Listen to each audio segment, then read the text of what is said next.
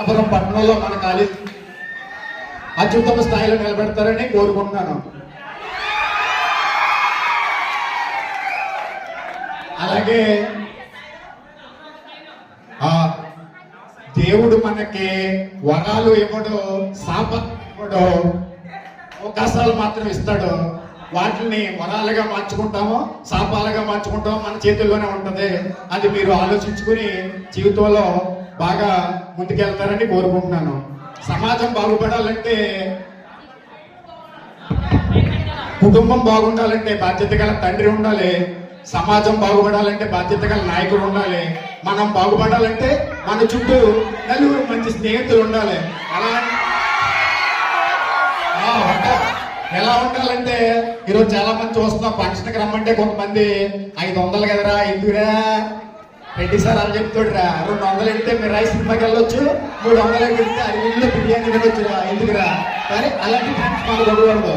అందరూ కలిసి రండిరా ఫంక్షన్కి జాగ్రత్తగా చేసుకుందాం, మన కాలేజీ ఫంక్షన్ మనం అందరూ జాగ్రత్తగా ఎంజాయ్ చేద్దామని అలాంటి ఫ్రెండ్స్ ఉండాలి. దాంతోపాటు చక్కగా చదువుకుందామరా, మన కాలేజీలో మన తల్లిదండ్రులు ఫీజులు కడుతున్నారు, మన తల్లిదండ్రులు చేసే శ్రమకి మనం గుర్తింపు ఇద్దాం, తల్లిదండ్రులు గౌరవిద్దాం, గురువులు గౌరవిద్దాం అంటే అలాంటి ఫ్రెండ్స్ కూడా ఉండాలి. కాబట్టి మంచి ఫ్రెండ్స్ ని మీరు ఇక్కడే సెలెక్ట్ చేసుకోవాలి. లాస్ట్ గా మీకు అర్థమయ్యి సోషల్ మీడియా లాంగ్వేజ్ లో ఒక కొటేషన్ చెప్పేసి వెళ్ళిపోతాను. ఏంటంటే, దుఃఖాలని డిలీట్ చేయండి, సంతోషాలని చేర్ చేయండి, అతినిద్రని స్విచ్ ఆఫ్ చేయండి, మంచి విషయాలని బ్రాడ్కాస్ట్ చేయండి. అలాగే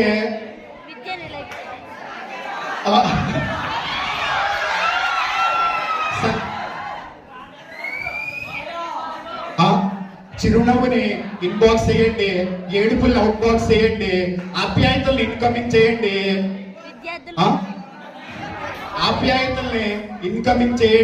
ద్వేషాలను అవుట్ గోయింగ్ చేయండి, ఎల్లప్పుడూ మంచి విషయాన్ని షేర్ చేయండి, అలాగే ఎల్లప్పుడూ సాయాన్ని ఓకే చేయండి. నమస్కారం, మీ అందరూ బాగా ఎంజాయ్ చేయండి.